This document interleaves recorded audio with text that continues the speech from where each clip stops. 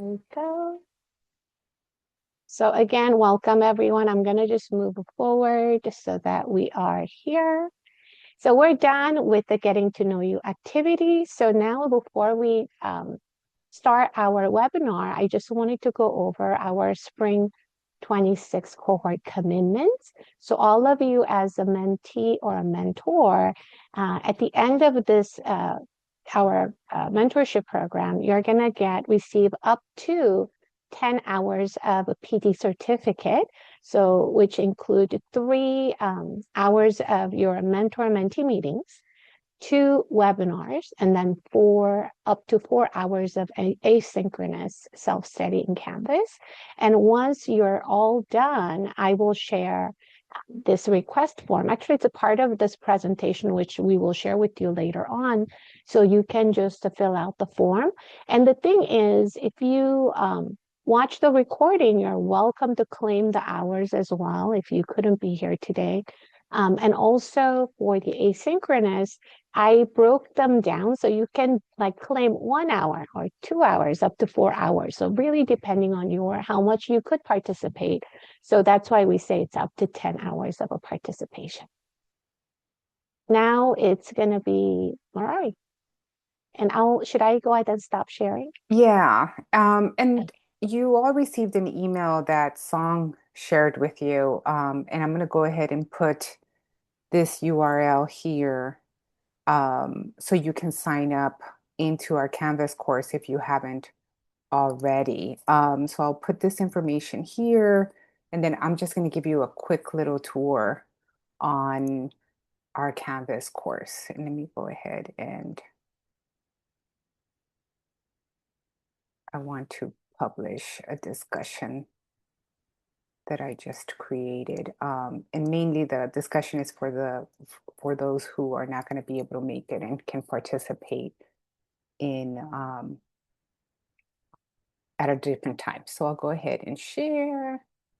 So if you haven't had an opportunity to go into our Canvas course, it's meant to give us a space where we can all connect and share when we are not together like right now. So when you self-enroll into the course, this is what you will see. You will see the announcement that shows what Song shared. I just kind of copied and pasted it and put it here.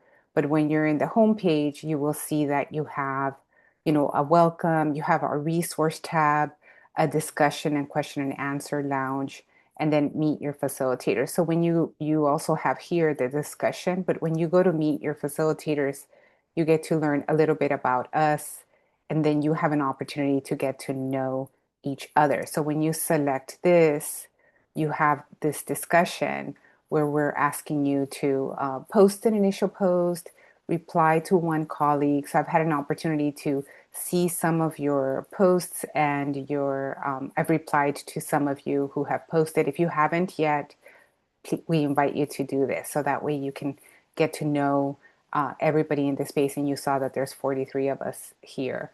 You also have in the modules, and this is what I just published, you have the first webinar, which is what we are recording right now. And what we're going to do once we get the copy of the recording, we'll put it here. So if you're not able to be here, you can watch the recording, you can post your takeaways and then reply. So that's how you can get credit for doing that activity. So this space is meant to be there to support you. We are providing resources. So your mentors will also perhaps be sharing resources, and we'll be adding to this resource module. So we have some resources for mentees, we have resources for mentors, and we have resources for both mentees and mentors. So we'll be sharing quite a few things, so that way you are welcome to take a look at the resources that are available to you. So do you have any questions about this Canvas course? I have a question for you, Mari. Mm-hmm. If, say, a mentor or a mentee has a really cool resource they think they want to highlight for everyone, they could post it themselves, or they also could send something to us, correct, to potentially put in? Yeah, and that's what I was thinking. It's like they would send it to us. We can go ahead and upload it. I can also, we can also create a discussion where you can share links. This is a very you know, fluid Canvas course. We don't want it to be a stressful experience, but as you're seeing things and you're like, oh, I have something that I can share, Hmm. we can provide a space where we can all kind of share there too. If you see anything that can be added or amended or tweaked, let us know and we can do that. So we're also growing in this space as we are using. And this Canvas course that we're using is through Instructure, and this is something that we can all access. We can all open free accounts. It's not connected to a specific district or anything like that, which is one of the things that we wanted to give you an opportunity to experience. If you haven't used Canvas before, this will give you that experience. And if you have used Canvas but haven't used it as a student, then this will also give you that experience too. So, any other questions? Okay, perfect. Thank you. Yay. Does anyone have anything already they know they want us to include? Do you have who has some really cool resources? Anybody?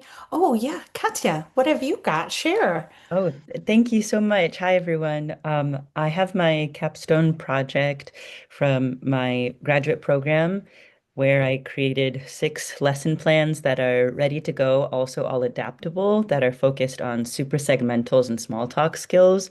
I worked in theater and voice and speech for a decade, and so I take all of that and apply it to the ESL world.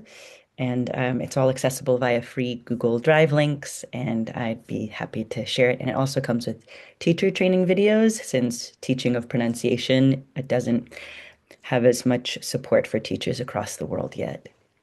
Love that. So that's, I think, a perfect example, Katya, of there might be things you've done, there might be things you've seen, there might be things you need help with. Maybe you want some advice and you have a resource that you want to share. But I know I would love to see that, Katya. So please do share. But that's, I think, a really good example of the breadth. We, as Marari said, we are just starting out this program. So we are learning as we go, and we want this to be really fluid. So there might be things at the end of this program that you say, hey, here are some things that would have been really helpful. And we want to know that. We genuinely want to learn as well so that we can make a positive impact for cohort 2 because you are cohort 1. Woo! Yay.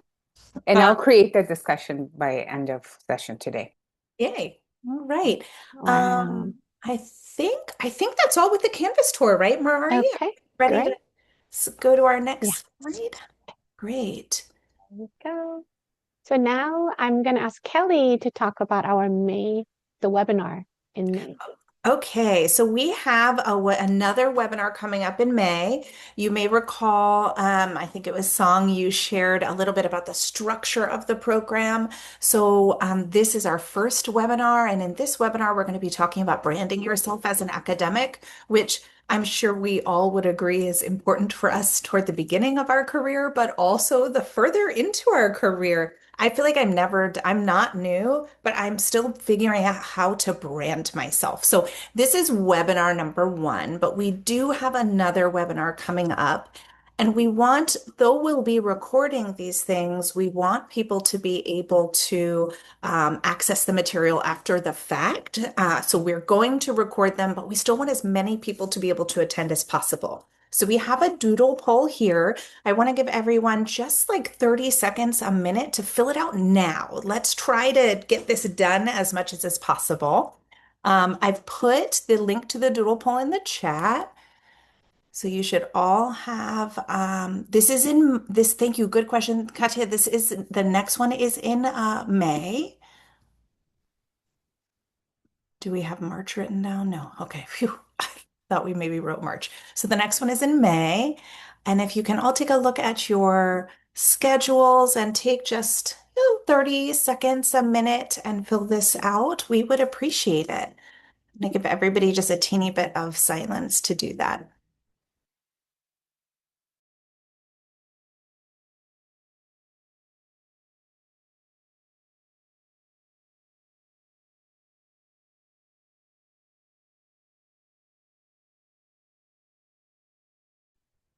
May I ask a question? I'm sorry. Of course. Um, this is in May. Is this part of the 10 hours of flex? Because I think this is past the deadline.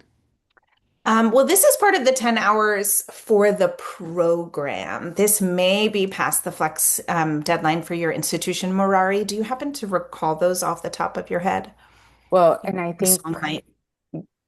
if that's the case, then I think that's when we have to figure out what has been accomplished by then, right? Yeah. So that we can give credit for, like Song said, that she's made it so that it can be staggered, right? So some people will get 8 hours, some people will get, and Mhm. so if your PD flex period ends May 1st, then anything after that, won't count for your PD flex, but hopefully you'll be able to still participate if you want to, right? Versus if you have to.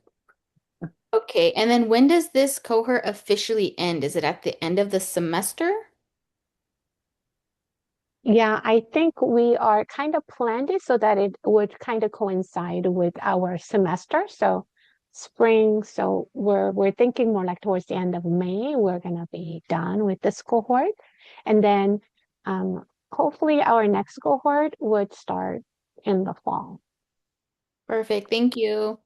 Thank you, Jennifer. Yeah, good questions, everyone. Yeah. We're figuring all of this out, and these would be examples of the type of feedback that you can give us. Perhaps for cohort 2 or cohort 3, we want to adjust the timing a little bit. So definitely share all of that with us as you run up against it. All right. Did everyone have a chance to fill out the doodle poll? Wonderful. I think we have our speaker here now. Denise, are you here? I think I saw your name. Hi. Hi. Well, I'm so happy that I get to introduce our speaker. Many of you probably know the illustrious Dr. Denise Maduli-Williams, who I am very fortunate to call one of my dear friends. So I feel like I am really the lucky one here because I learn from her every day as a friend and also as a colleague in my district. But we're really just overjoyed to have her. When we started talking, when Song and Murari and I started talking about this topic, she was the first person that came to mind. Like, this is the person who is right to talk about this. So let me just take a quick second, Denise, to introduce you. Dr. Denise Maduli-Williams is a professor of both English and ELAC, so English Language Acquisition, at San Diego Miramar College. Her teaching journey spans diverse settings, including a California prison, a village in Botswana as a Peace Corps volunteer, and New York City public high schools before finding her professional home in the community college classroom. She is a Stanford Epic Community College Fellow, a Peace Corps Virtual Service pilot participant, and a U.S. State Department English Language Specialist. Dr. Maduli-Williams presents on topics such as academic writing, AI in education, humanized online learning, and accessibility. And what is just not here in this short bio is that she is incredible at branding herself and sharing and having an online presence as an academic. So, again, we feel like she is the perfect one to talk to you today. And giant welcome to Dr. Denise Maduli-Williams. Hi, Denise. Thank you so much. Hi, everyone. I see some friendly faces that I haven't seen in a while, so good to see everyone. Thank you so much for having me.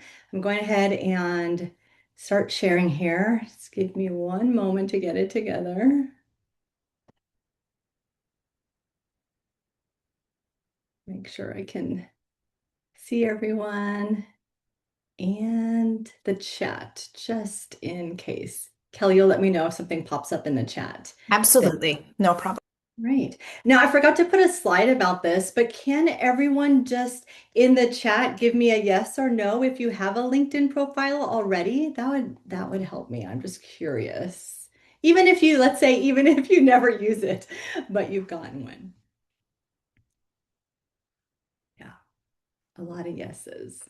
Awesome. All right. Yeah, let's share the links to each other's. Perfect. All right. Okay. Well, thank you so much for sharing. Yes, sometimes we have things that are there but not updated, or we have to like recover our profiles from times past.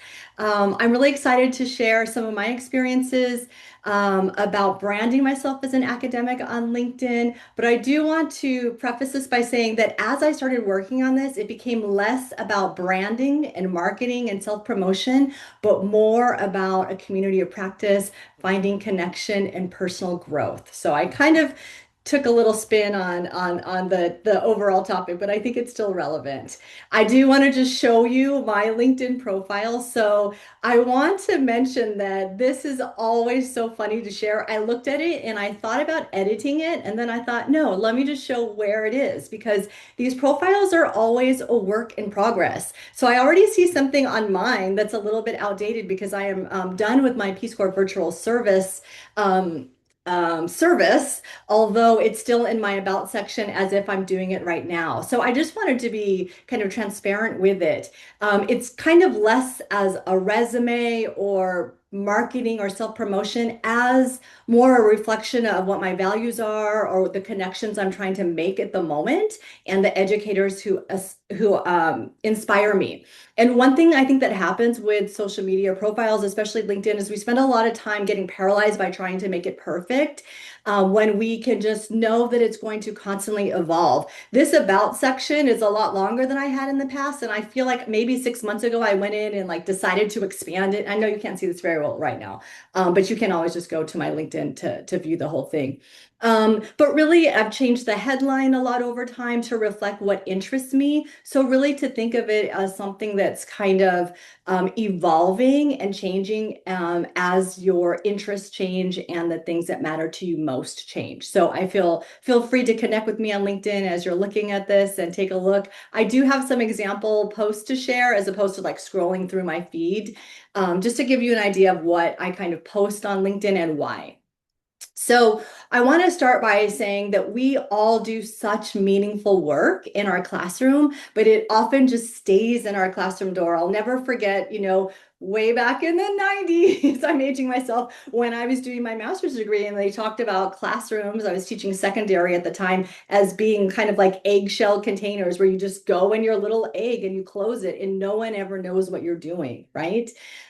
So when we share our teaching, our ideas, the things that we're learning, we're then able to contribute to a wider community beyond like the 4 people we see in the hallway or our next door neighbors in our classroom, but with our college, with our professional communities like CATESOL, with global educators, with people that we never meet in real life, but open unexpected doors for us. So this is a great way to share the work that really matters to us and build those connections.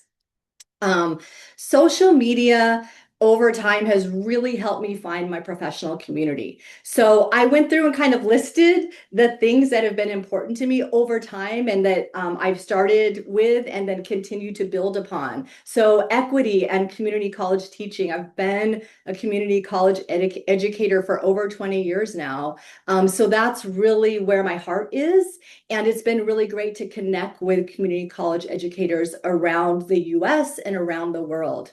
Over time, online teaching and learning had become very important to me. I started my online teaching journey well before COVID, and it was kind of hard to find other educators that were passionate about online teaching, right? And then suddenly everyone did it. But being able to find that space with like-minded individuals really mattered to me.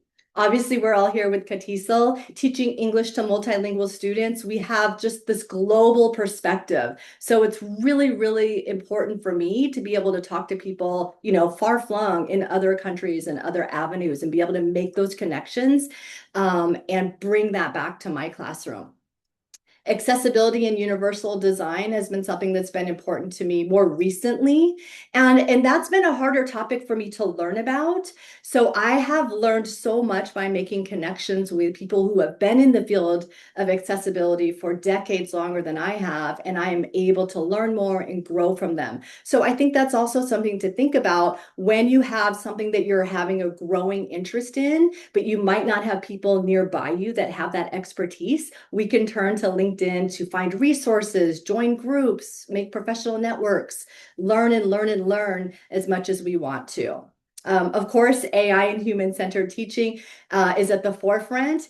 And this is almost like the opposite perspective, I think. I have to be very careful because my whole feed can become about AI, which I'm very interested in. But I also need to be very selective about the posts that are relevant to me, the people that I follow, the things that matter to me within that field. So the other thing that can happen on any type of social media, and LinkedIn in particular, is it can get overrun with a certain topic. So you need to start being selective about your choices and who you follow and how you comment and post.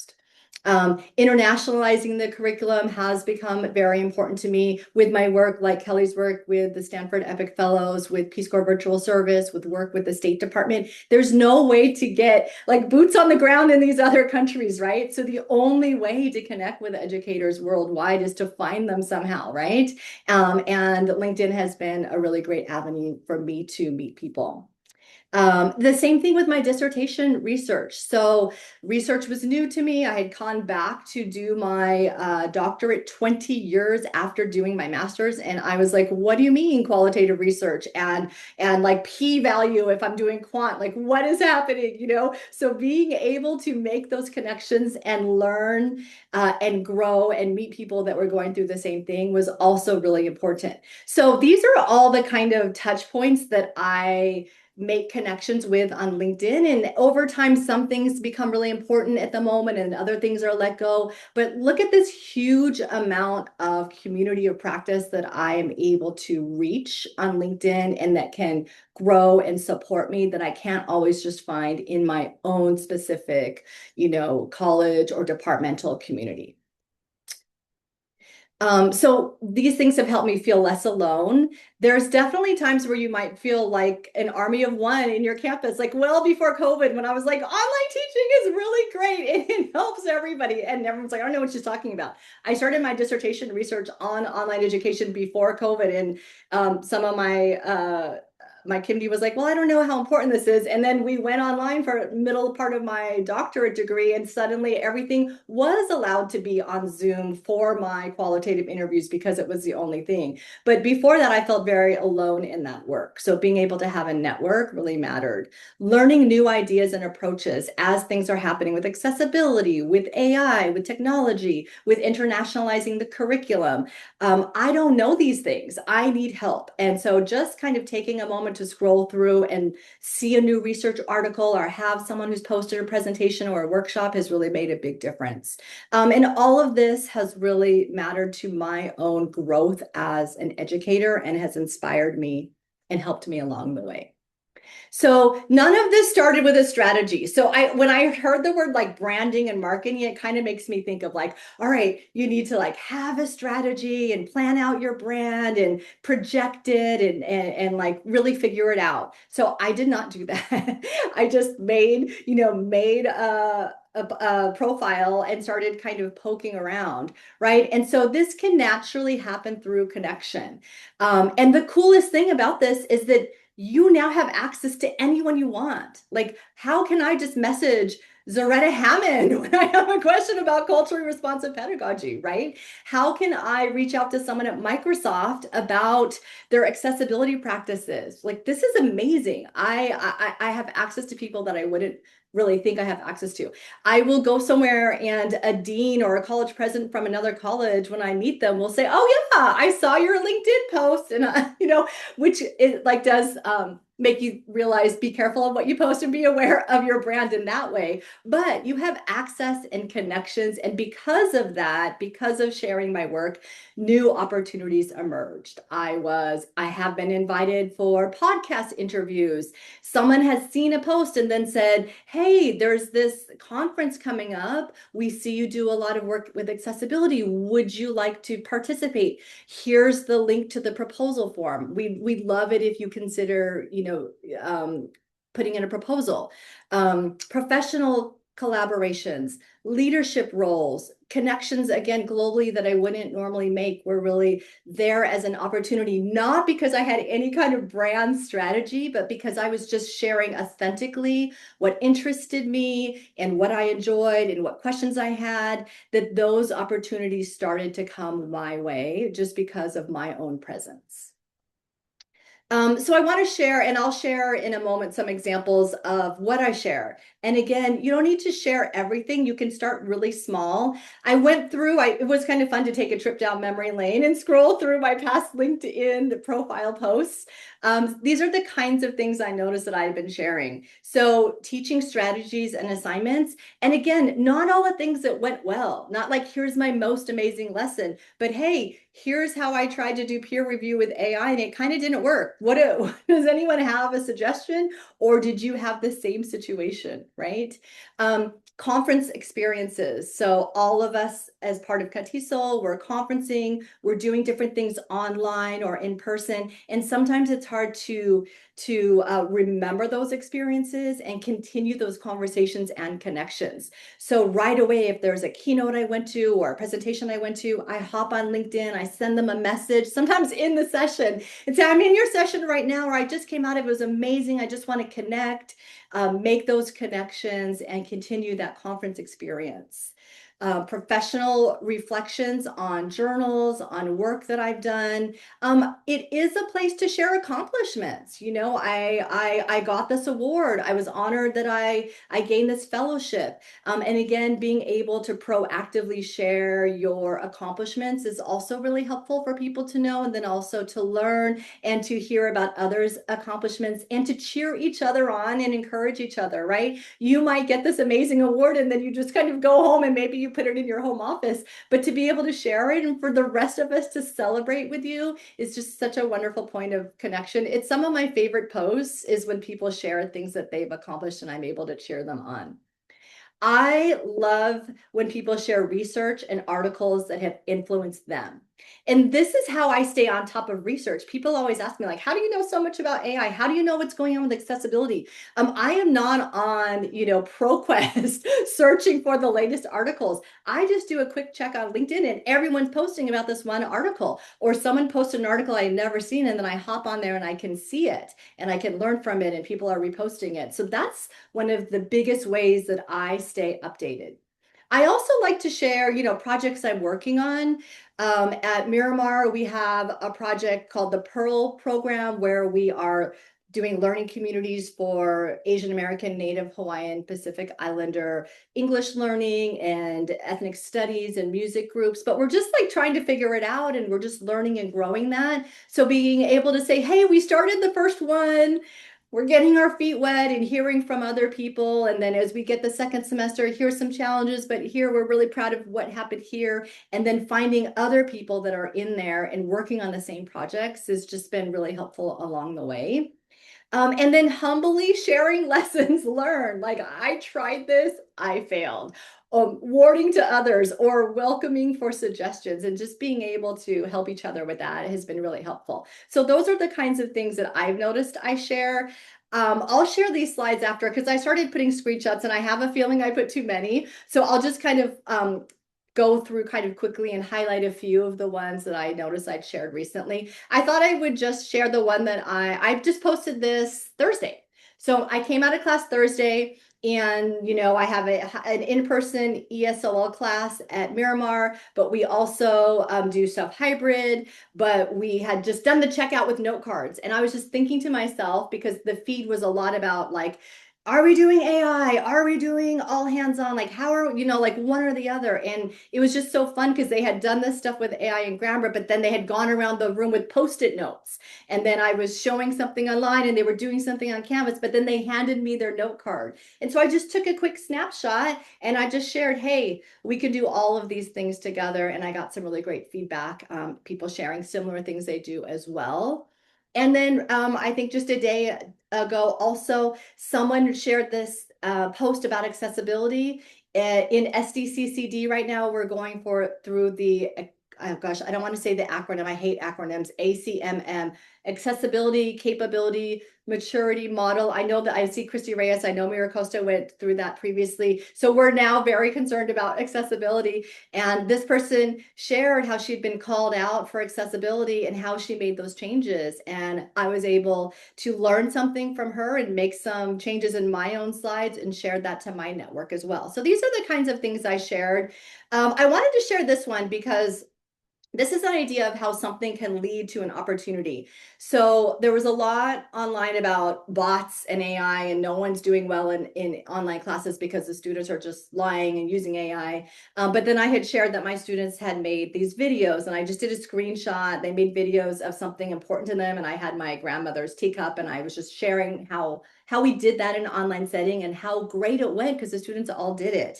And then Bonnie, I don't know how to say her last name. I'm not going to say it. Bonnie, who I have followed for a long time, who has the Teaching and Higher Ed podcast, commented. So then I was like fangirling. Oh my gosh, Bonnie saw it and she loved it and she got a kick out of it. And Michelle Pacansky Brock loved it, who is, kind of the first person who really brought humanizing online learning to the foreground years ago. So they commented, which I thought was really great.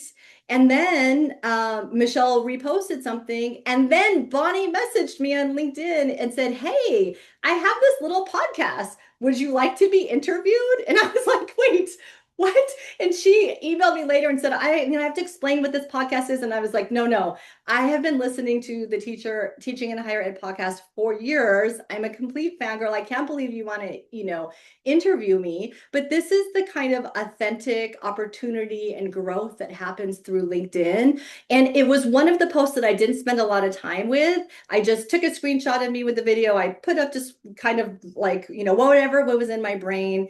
A couple people that I knew reposted it. And then the next thing you know, I'm getting interviewed next week on the Teaching and Higher Ed podcast. So this is how, authentic community and connection can lead to professional growth, even if you don't have a super strong brand strategy. I just want to share that also it's great for conference recaps, as I mentioned. So there's a couple examples here of conference recaps from the Equity Conference Learn.com, South by Southwest EDU. But I put these two on here because the best person who ever does conference recaps is the one and only Dr. Kelly Metz-Matthews, who will do a day-by-day conference recap with the highlights from each day and photos. You will feel like you have been at the conference with her. I have I'll not laugh because I absolutely do it day by day every day. And then I'm like, if I'm at the same conference, I just repost. I'm like, what Kelly said, and then everyone can partake. But this is how you can participate, but grow, and then share your takeaways with your wider community. So follow Kelly to every conference she goes to. I wanted to just mention the global outreach. So I did some work with Peace Corps Virtual Service with university professors in Ethiopia. And I started sharing a little bit about that experience. And oh my goodness, now I have contacts with people that are doing amazing work with teaching and learning, project-based learning, AI, integrated English language learning, all across Africa. Because I started posting a little bit. How else would I have ever met some of these educators? So this global reach is really important. I had to share this because my husband and I are returned Peace Corps volunteers, and then my son on the far left here, he is a current volunteer in Namibia, and we went to visit him, and we got to go to the Peace Corps office. But I posted that, and then I got a lot of connections with Peace Corps friends that I hadn't seen in such a long time. So it's really fun to just reconnect with people from your past as well.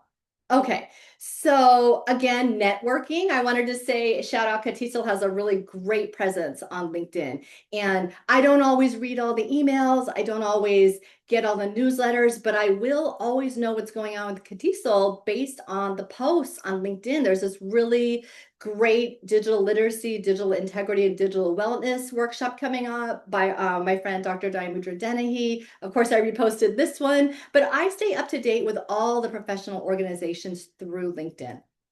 Okay, I want to briefly talk about the Beyond LinkedIn. Beyond LinkedIn for me is mostly Instagram. I used to be on Twitter, now Threads a lot, but I'm not at all. So just quickly, how I kind of separate, these are the only two social medias I really interact with professionally. So for LinkedIn, I really think of it as my professional community. I can do longer reflections. It's all text-based, right? It's much more text-based. I can recap conferences. I learn about articles, teaching, and research. Instagram for me is just kind of more fun and lighthearted. It's obviously more visual. You have to post a photo. I like to do video, follow stories. For me, the big difference is that on Instagram, I'm able to interact with students more. So I have student followers. My college in our district has a lot of Instagram. All of the programs have an Instagram, which are mostly run by students. So like the counseling, the EOPS, like all these different programs, all the clubs will have little Instagrams and they're posting their stories and I'm able to reshare them. So I like it for that reason. I will just say this, I really keep my personal and my private, or my personal and my professional Instagram separate. So my Instagram is just open. I have a private Instagram, which is like for my family and friends, and that's where I might post stories of like a vacation or my family or my children. My public Instagram, which is my professor Instagram, I'm just posting classroom things. I'm not sharing anything regarding my family. So just a couple quick posts so you see the difference. So sometimes I'll post quotes from things. So this was at the beginning, students were sharing why they take online classes. So I was posting that. I post my teaching schedule so that students on there know when to find me in my office or where I may be. Also, my dog shows up a lot on my professor Instagram. So here she is snoring on the floor while I give feedback. I also kind of like to do Instagram stories around campus. So I'll, walk on campus in the morning and let students know I'm here. And I'll just, what's the weather like? That was 7:42 a.m. on my way to my office. Sometimes I'll post what we did in the classroom, being really careful not to post student faces or anything like this, but just kind of more day in the life Instagram story videos, which I love because it gives me a chance to peek into what's happening. But I also then hear from other students from past years or past semesters who will pop in and say hello as well. So I'm starting to run out of time, I think. Just quickly, these are some things to think about posting. I, again, rarely follow a structure. You can kind of look up lots of, I don't know, information or even kind of classes on how to build your LinkedIn properly. And I've always like read those and been like, oh, I should have done that. But some ideas is to give a little context. You could give insight or reflect. Because accessibility matters to me, I have to point that out, that if you want your post to reach everybody and to be truly inclusive, 1 in 4 people in the US have some type of disability. You want to make sure your videos have captions. If you put images, you want to put alt text. That way we're not leaving out anyone in sharing our own experiences. Again, you can just start small. You can see all those things I posted, like takeaways or teaching moments, but I want to tell you what I did for a very long time first, and that is that I just observed. I went on, I had a profile, and I never posted. I just poked around. I think they used to call it lurking. I don't like the connotation of that. I like listening and learning or observing. I was just noticing what other people were doing and learning and growing. I started following the professional networks I was a part of, colleagues I liked. I would like go to Kelly's and then see who was Kelly following, and then I'd follow who Kelly followed and just kind of poke around and learn from people, and then maybe comment on someone's post. And then maybe repost something, just like wade in small steps until I started feeling like I wanted to share something. So there's lots you can learn and grow from just by being an observer at the beginning. And again, I just want to end by saying, beyond this idea of self-promotion, when you share, you help others. I learned so much from the community of educators on LinkedIn. You grow, but you also will help to find your professional community. So I do want to say again, sometimes we feel very isolated in our class or in our setting, in our departments, but there's a bigger community of professionals out there going through the same thing that we are that can support us along the way.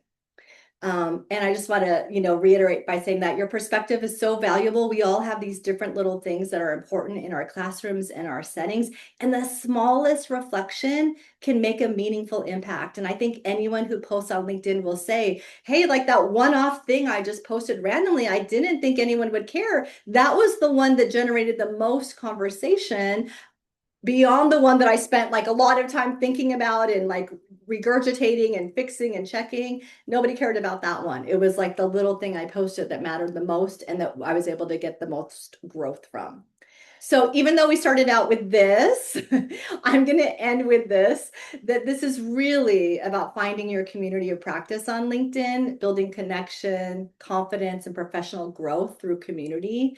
And I hope that you'll all connect with me on LinkedIn if you haven't already. And as you go through your first steps right now, what is, you might want to think now, like what's something you might want to share? Is there an insight, a conference reflection, a professional learning moment? Maybe there's someone you want to reach out to or connect with through messages, or maybe you want to check who's here around your college or, or your district, and then see who they're following and see what's happening and just kind of make those small connections. Those are my two profiles where I'm the most invested and spend the most time on. So I'd love to connect with you there, either on LinkedIn or Instagram. And that's all I have for you. I'm happy to answer questions, but I'm happy to see all of you. What a great program you all are starting here. And I hope that we'll continue this conversation and learn and grow from each other, even if we don't see each other in person. Thanks so much. Incredible. Did I say she was the right person? I'm not going to pat myself on the back, but I am. She was the right person. Um, I definitely have a couple questions for you, but let's open it up to the audience first and let them perhaps pepper you with some questions or advice or um, on LinkedIn, Instagram, or social media or anything else generally. Who has got a question for Denise?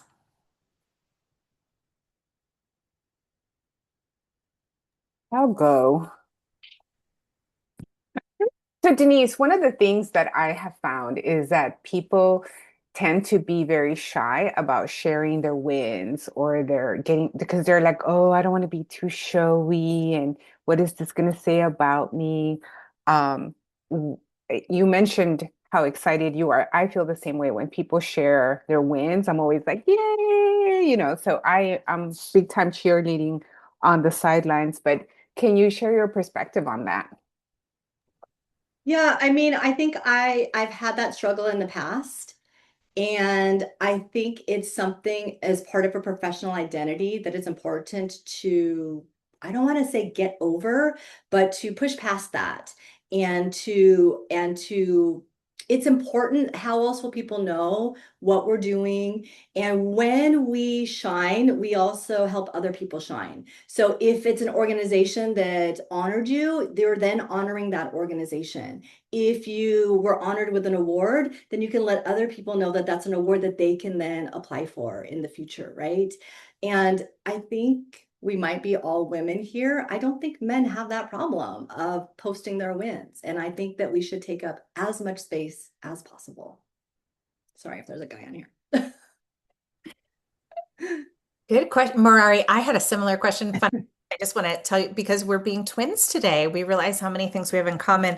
I was going to ask advice to those who feel nervous sharing their accomplishments. So we really were twins. Anyone else have a question before I dive in with another one of mine?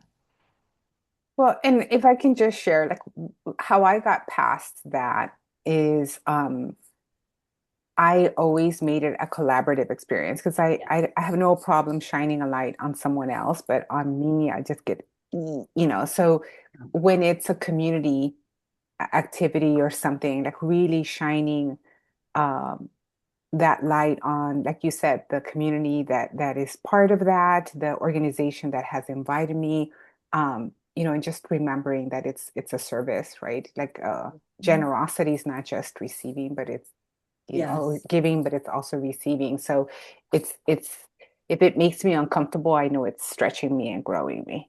And people that love me and really care for me will be happy and joyful for me. So Right. Mhm. And it feels so good also to tag other people and organizations and these things as you all, Murari and Denise are mentioning, like you're highlighting other people and it's so nice to be able to do that. Um, that's a really good feeling. Other questions? Hmm. Because I'm a teacher, I'm giving us wait time. Okay, all right. I'm gonna ask 'cause I fill an empty space if you let me. Okay, Denise, and I know we all have different interests and different backgrounds and whatnot in this room, but who are a couple of people or a couple of organizations who you're following now and you're like, wow, they put out incredible content? Because this is a group of people who are going to be maybe polishing up their LinkedIn, perhaps Mhm. taking some of the things that you've shared here today and engaging a little bit more. Are there any people you're following, organizations you're following, topics you're following that you just really get a lot from? I'm like looking at my LinkedIn right now. So I think it might just be because it's conference season right now. There's a lot of people sharing their upcoming presentations. And again, that is also an accomplishment to have a proposal accepted, right? So there's a lot going on with keynotes around accessibility, um, open educational resources, online learning. So, because that's kind of my wheelhouse, people like Flower Darby are presenting on online learning. Zaretta Hammond, who I mentioned, has been doing a lot of work. I mean, she's always done a lot of work around culturally responsive teaching, but she has a newish book out and she's been talking a lot about that and sharing workshops and presentations and resources around that. Um, I'm trying to look at my page right now. Let me share my page real quick. Let's just take a look at it. Can I share just my Chrome is being weird. Let me not share right now. Oops, did I start sharing? That's so weird. Oh, I see a question about time. Let me just look really quickly if it's also like Peace Corps week, so I'm following a lot of Peace Corps things. Oh, I was gonna say Dr. Al Solano, who has an amazing podcast, and he's always interviewing the most amazing leaders. And he was just posting about academic bullying, which I think is a very important and interesting topic. So those kinds of things. And then in terms of AI, there's obviously a lot going on around around AI, but I'm like very specific about the kind of like things I follow around that. So I feel like right now I'm following a lot of professional organizations just because of the conferences and things that are coming up. Yeah, that's a good question.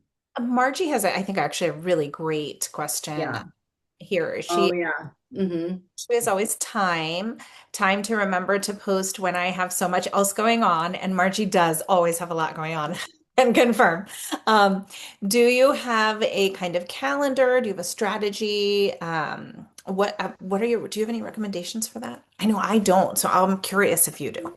Yeah, I think it's also Yeah. because I'm old and I didn't like start with all of this kind of stuff. And so now, you know what I mean? And so now it's like I have to remember to go on there and it's like I have enough trouble remember for the programs that I'm working for and then to do it for me. Wow. Okay. Yeah, I mean, when I say I don't have a strategy, I really mean I don't have a strategy. I see Michelle put that she has a calendar or used to have a calendar and she would post every Friday. That's amazing. I think if you are, a representative or the leader of it for your professional organization or your group, then a calendar can be very handy. And I think that's probably why CATESOL and all of the different groups on CATESOL are so great on LinkedIn because they're timely and they're always posting. So as an individual, I just do it whenever I feel like it or I remember, to be honest. And I go through long stints where I don't even look at it or I don't post, right? Like holiday break, nothing, right? Because I need to be off my phone, I need to be off the computer. I will usually have like a flurry of activity at the beginning of a semester because I'm like on Canvas, on the computer, like looking for ideas, checking in, there's a lot going on. And then I'll start posting, oh, it's starting, or I want to post, like what's going on with the classroom so people can find me. So those kinds of things. And then I might just forget for a while, or I might just be observing for a while. Like a lot's happening, but I'm not really posting, but I'm on there reading a lot. But I think, we have to be aware of our own mental health, so there's been times where I'm on Instagram all the time on my phone, right? And I'm like, let me take it off my phone for a little bit and give myself a break. So I think as an individual, unless you are being super proactive about a strategy because you have a goal in mind that you want to hit, which I have never had. I think it's fun. I mean, like I'm Gen Xer too. Like we grow up with like VCR machines and like landline phones. Like, so I'm also not used to this, So I go through stints and I have never had a real strategy.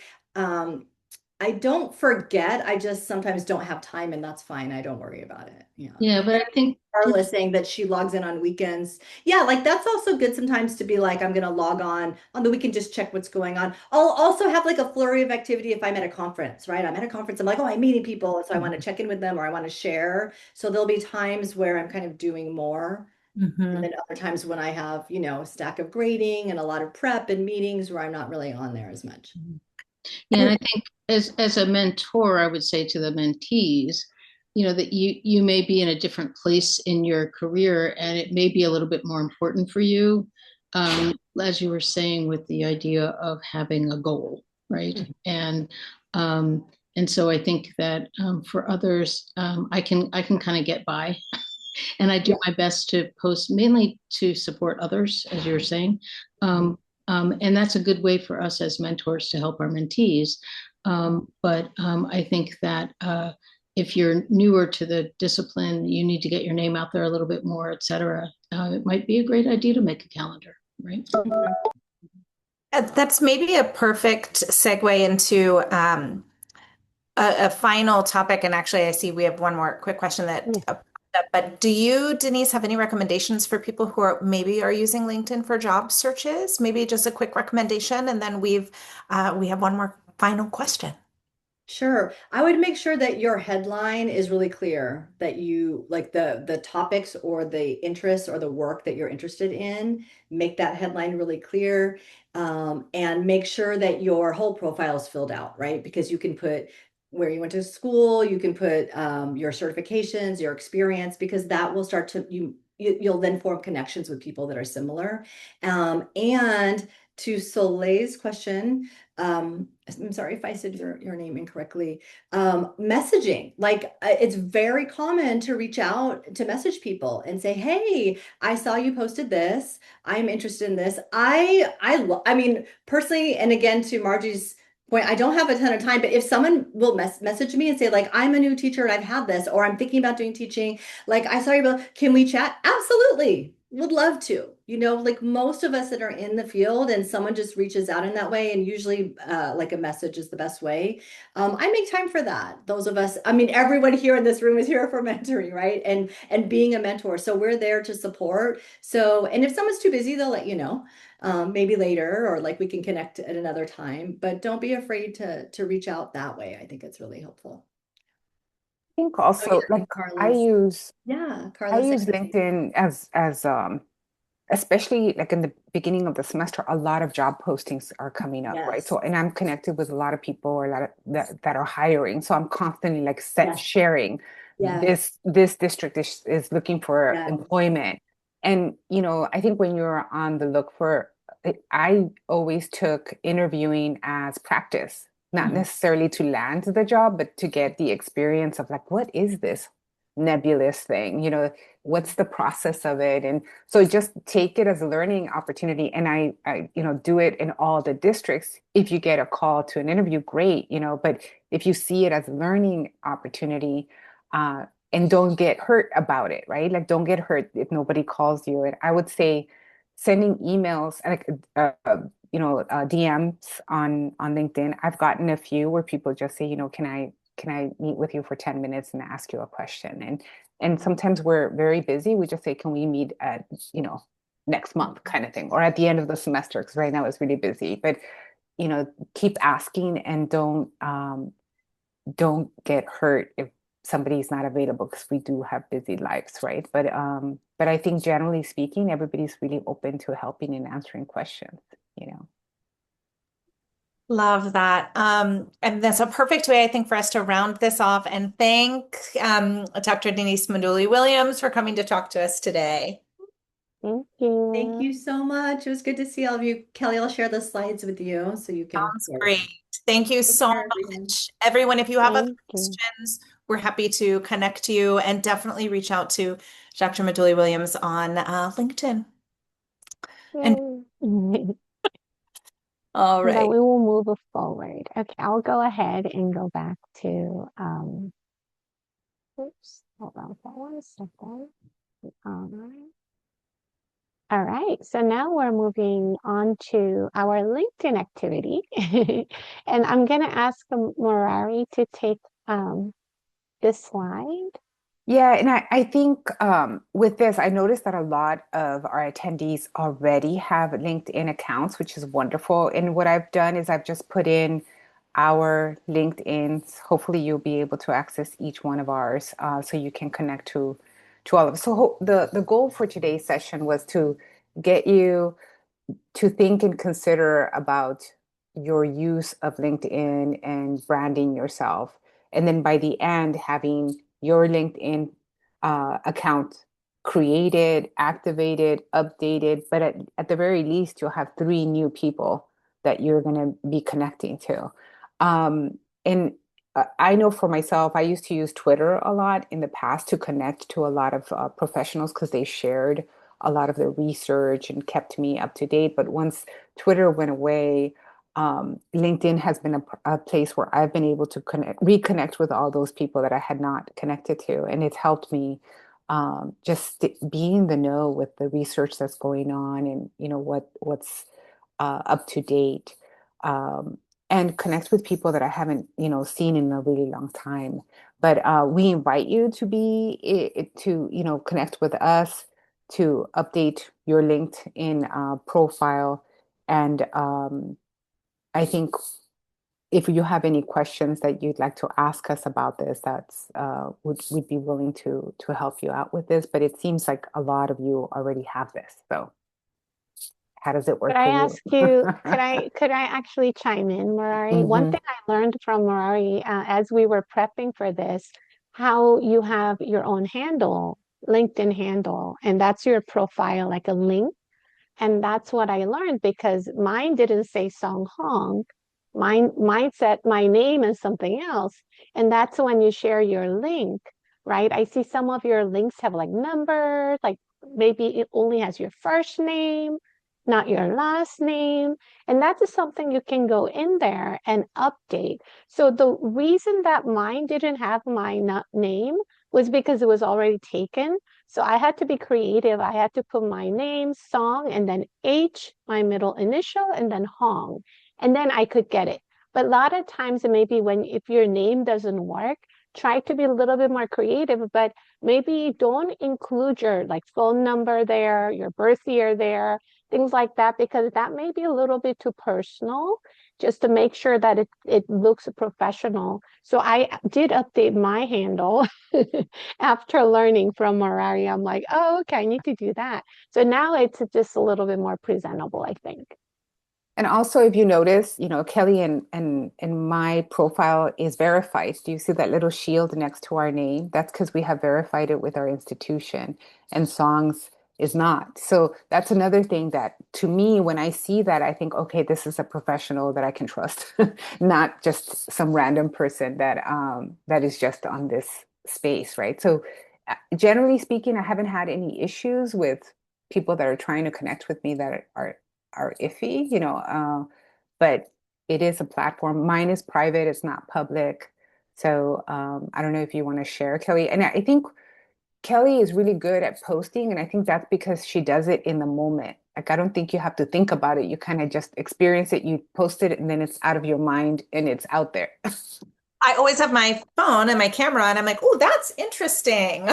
I am posting as it occurs, Mhm. or every night at the end of a conference, as Denise pointed out. Mm. And And I appreciate that because I learn a lot from it, right? So it's not like it- don't don't let people shame you into like you're posting so much, because a lot of people may I know I do appreciate especially things that are supporting me and helping me grow, because it's not like puppies and kittens, it's for what I want it to be, for a professional space. Mhm. And if I could also give one little thing that I'm thinking about, Murari, something you said, and Song Yu, when you were talking about our, like making sure our name is on there instead of numbers. One thing I really think is important is making sure your headline accurately reflects what you want your page to reflect. So I actually give a fair amount of thought to what that's going to be. And it doesn't necessarily have to be the position you're currently holding. Like I think my title is, assistant program chair, English as a second language, or academic senate vice president. But instead, I just put ESL program leader, right? It captured them. That felt right to me. And I also put something like champion of faculty mentorship in adult and higher education, because that's a thing that I wanted to be. That I want people to consider something I really care about. So I give it a lot of thought, and I do frequently change that based on how my interests are changing and what I'm doing is morphing. So that might also be something that you can think about where the actual sort of branding of yourself as an academic is concerned. I always think that's really useful. And frankly, it's a good thought exercise to think about how do we define ourselves if we only get one line related to our professional personas. What is that line? I think it's a really good thought exercise. Jennifer, you had your hand raised. Yeah, I think Mirari just said that you two have I'm not sure, your college's authenticated your LinkedIn. I don't know if someone asked this, but how do you do that? Does every college do that? I don't remember how I did it. I think I just had to put in, Murray, do you remember my professional email address and they verified it? You verify your email through your email. So if you say you are, working at xuniversity.edu, it sends you an email that you verify. Because you could put the email, but if you don't have access to that email, you can't verify it. So and to me, like having a .edu just signals, okay, you're not like a company, that's for profit kind of thing. And where is this at on your LinkedIn? So I'm on Mirari's LinkedIn. Is it just the check mark or Yeah, so next to your name, you see the little shield that has the okay. little check mark. And I think once you have your profile in your LinkedIn, it'll prompt you to verify your email. Got it. I actually have one. I thought it was something different. I checked. Mhm. Thank you.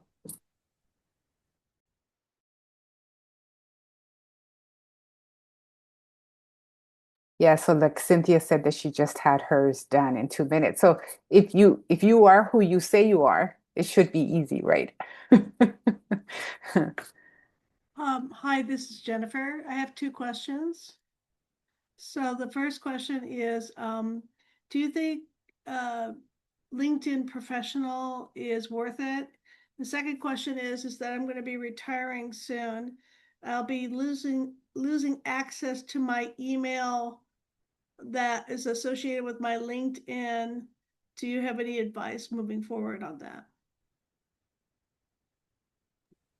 I can answer the first one. I pay for the premium, which, like it isn't cheap, but I have found it really valuable. I really like it. Also because I love poking around and seeing what other people are doing. And I find it really useful to be, I forget what it is, like private mode. Um, I have found it really useful, but that's really up to you and based on if that's money that you want to spend. But I do, and I'm glad that I do, and I'm sure I'll continue paying for it for quite some time.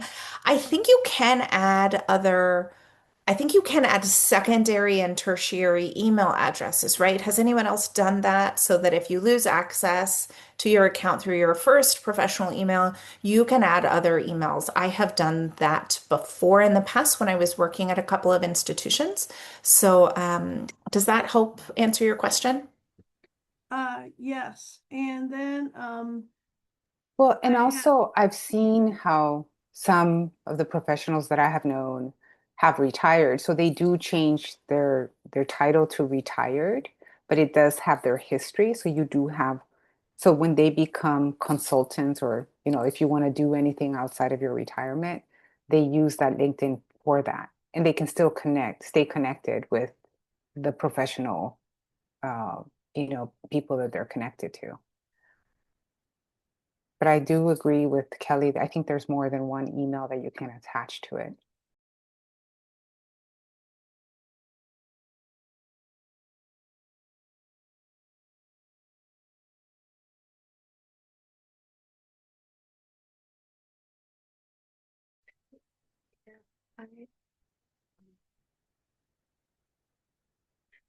Steffi has a question. Yeah, I wanted to just mention that mine was verified when I was a student at USF first. So you can also do it as in the role of a student, even though I'm no longer, yeah. Yeah, that's good to know because you're technically still affiliated with that institution. Yeah, makes sense. Any other questions?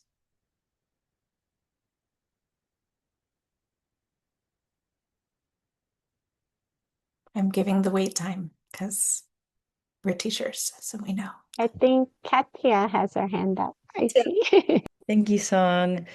How important are hashtags in posts? Are they actually important, or is it not as stressful in the academic setting since it's about like just I feel like more of an authentic, just sharing research and all of that, or are they very important? Or I don't know what a professional in social media would tell you, Katya, but I can just give you my 2 cents. I only use them if like it's a conference and the conference has a really specific hashtag like TESOL or CATESOL. I sometimes like they will encourage us to use their hashtag, and if I know what that hashtag is, I will use it because it's great for the association or the conference or whatnot. Outside of that, I personally don't worry about it too much, and I've never found it to be like a really big deal and or to harm my posts in any way, right? I haven't really, I feel kind of neutral on it, except when an association or conference or institution that I'm affiliated with or that I really want to promote is using something really specific and it's helpful to them, then I definitely will do it. Maybe others have different perspectives though. There might be something I don't know. Maybe Michelle has an answer. Yes. So it really depends on the hashtags. So I do manage social media for our local writing project. And we have done so many analytics now with the hashtags that if there's something, and so two things, right? So when we use hashtags, we find that our posts are viewed by more people. Um, when I have used hashtags on LinkedIn, I did it when I was in a job search. And I would hashtag special communities to show that I was part of that community. For example, NCTE, or I'm a member of the Association for the Study of Literature and the Environment. And so to show that I was a member of those groups, just more than it being something listed, I would hashtag those things because I also knew that people in the positions in the colleges that I was applying to, they had members there. So without necessarily making friends with them on LinkedIn, I could hashtag and know that I would be seen in those groups. So I think it's what is the purpose of having the hashtag? If you want to boost your post for any reason, yes. If you're looking to network without reaching out to someone, purposefully because you're in the job search, then I say go for it. But most of the time, no.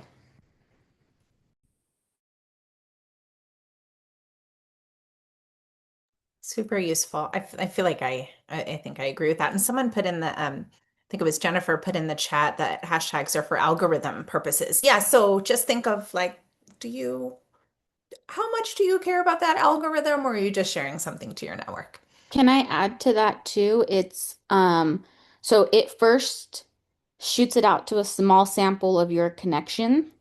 So whoever you're connected to, and the more likes you get, the comments, then it starts to stay in the feed longer. as well as the algorithm.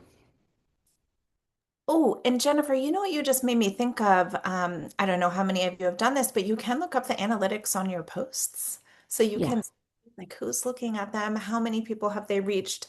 I don't do that as a rule, like a general rule. I don't like check all my posts for, but every now and then, like something will get a lot of kind of activity and traffic, and I'll click on it just like, wow, and it'll be a wild number. So it's really interesting, and I'm always interested. It will sort of delineate who has looked at your post by general sort of job category, like um, academic or graduate student or marketing, something to that effect. And I just find it always really interesting. Well, and I don't have a paid LinkedIn account, but I think if I were to be on a job hunt, I may, just because it gives you more options, right? But I still have analytics where I can see, what category of people. And although it says, like 5 people have looked at your profile, but they're blurred, and I'm just like, I don't need to know who you are. But I know somebody who had a paid membership, and somebody looked at her profile and she sent a message saying, can I help you? Is there something that you need? And the other person was like, I just wanted to know where you had gone, So it was like, so you got to be aware that people that do have paid accounts will know that you're looking at their stuff. So that's the difference. Maybe, Carla, would you hate us if we put you on the spot as a dean? Do you have any thoughts on how people might use, how people are using LinkedIn or things they're doing with their profiles and whatnot, where job searches or just like being, looking good to prospective employers? Do you have any insights as one of our trusted advisors? Well, thank you. I can share a specific example of something that happened that kind of blew my mind.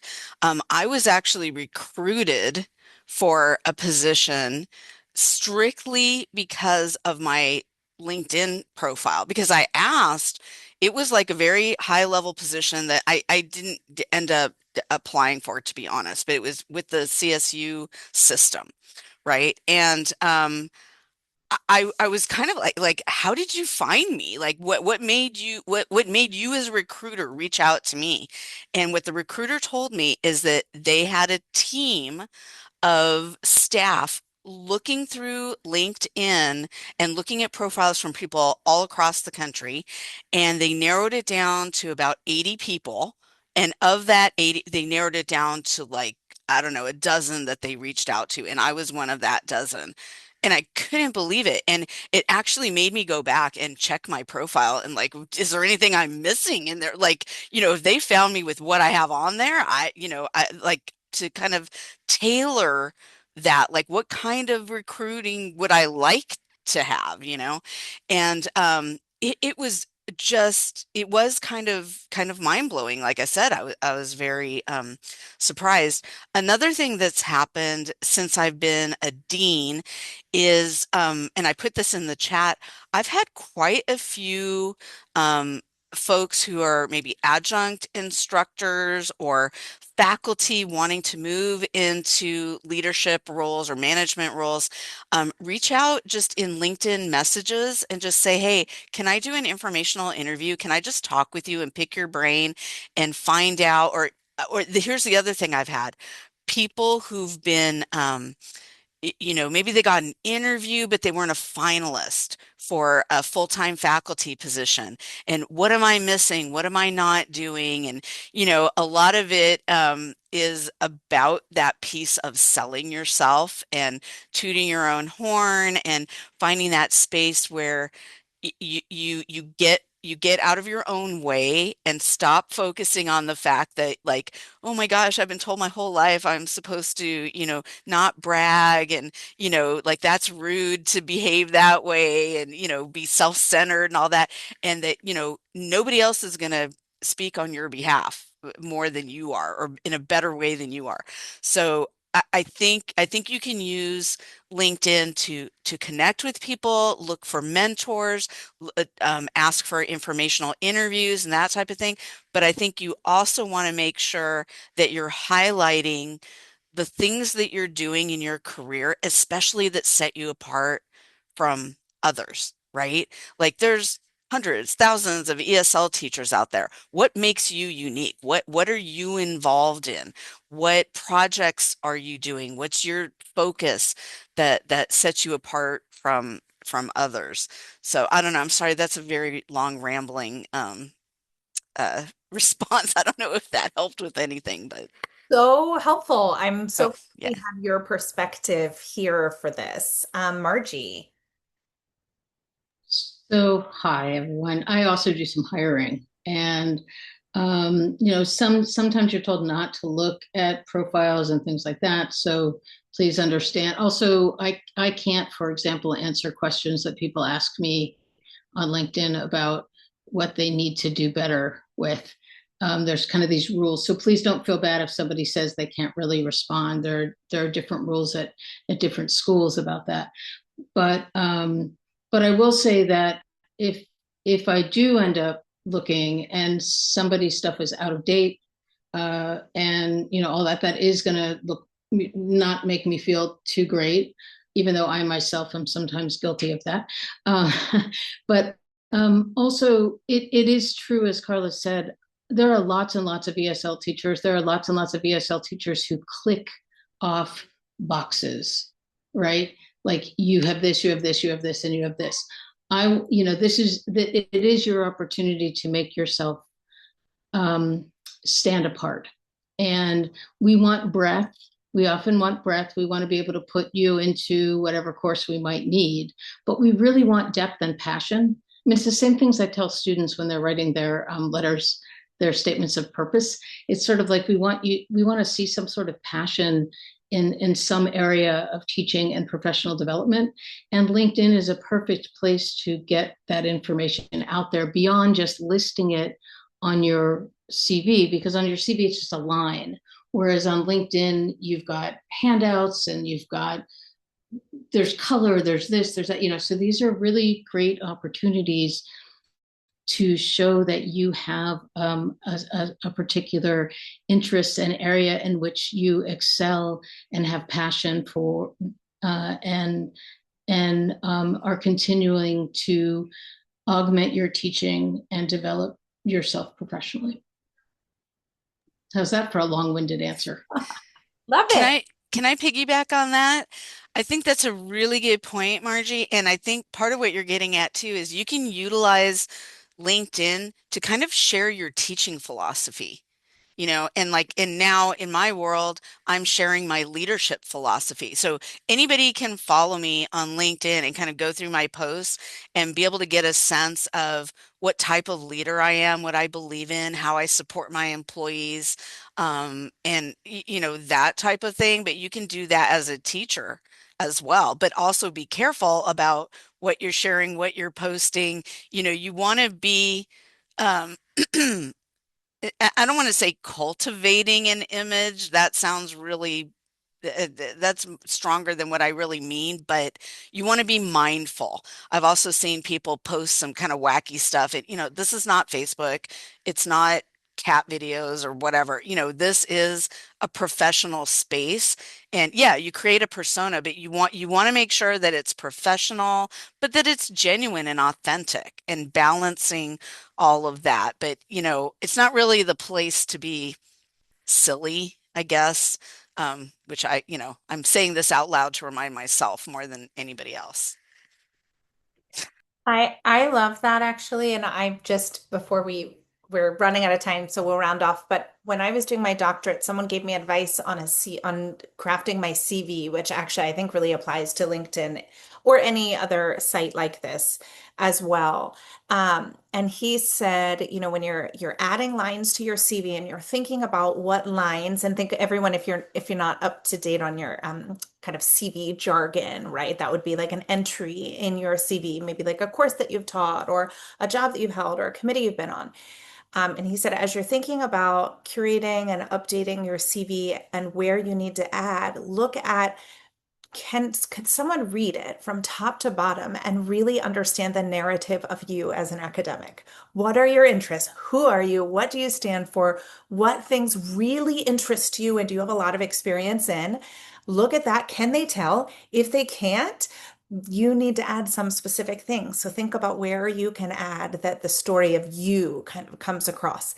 And that has really helped me over the years in tightening up my CV and making sure it sort of tells the story of who I am as an academic. And I think LinkedIn is the same way, like a little different, but the parallel I think works.